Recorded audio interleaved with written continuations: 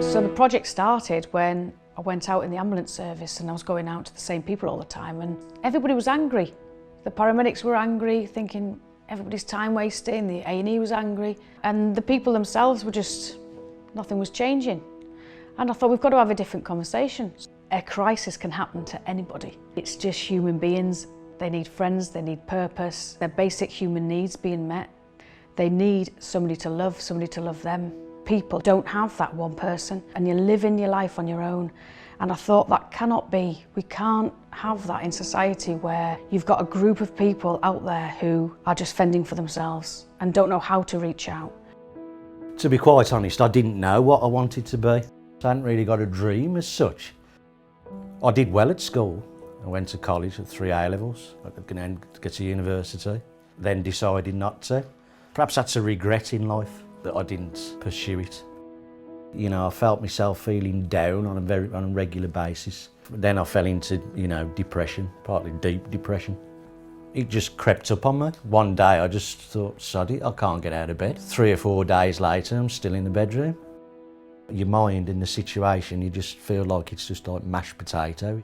One day merges into the next, and before you know it, it's a mess.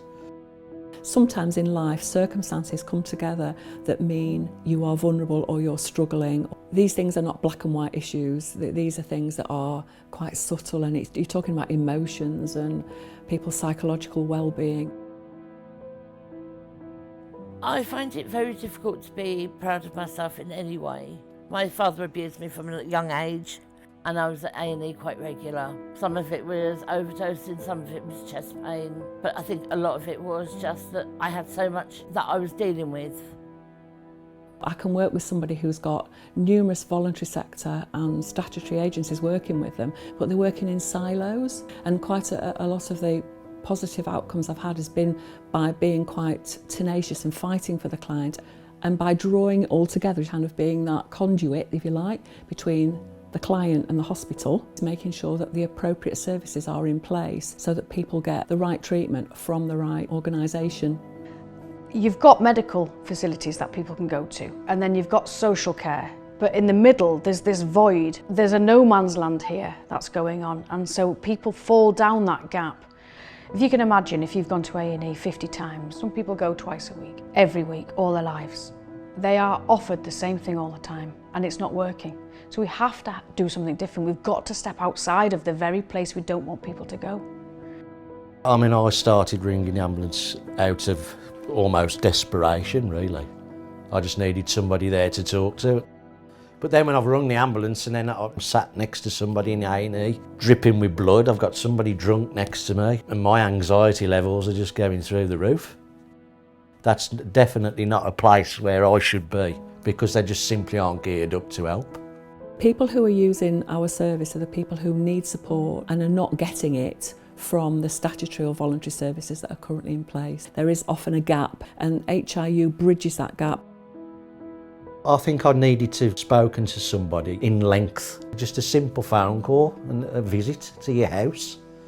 It's more of a relaxed, calming thing than being in an A&E or talking to a nurse that's a bit abrupt. It was a random phone call that we met and spoke. I felt like a weight almost being lifted off my shoulders because I could actually talk to somebody that understands. We make that initial phone call and we explain to them that we're worried about you and we just want to make sure that you are getting the best level of care. There's obviously something not right in that person's life. There's a reason why they keep presenting in A&E. They've either got no one to help them and support them, or they're just lost and they need a little bit of guidance. That's where we come in. What is it that we're missing? And the best way to find that out is actually to sit down and have a conversation with that person, a real, genuine conversation. It gives you clarity, it gives you support, there's lots of things that it gives you, I could write a list a mile long. Once somebody's helping them with their physical health or helping them manage a mental health problem, it gives them the opportunity to achieve all sorts of things in their lives. When we understand the root causes, it puts us in a better position to be able to offer guidance and advice and support. It is different, it's unique, and it works. To see somebody who, when you first meet them, hopeless and helpless and overwhelmed and just don't know where to turn, Eventually, you look at them and you think, you don't need me anymore, and that is just fantastic. I can't believe how far I've come. I'm in control of my life. I don't need A&E. I'm safe. For the first time in my life, I actually feel safe.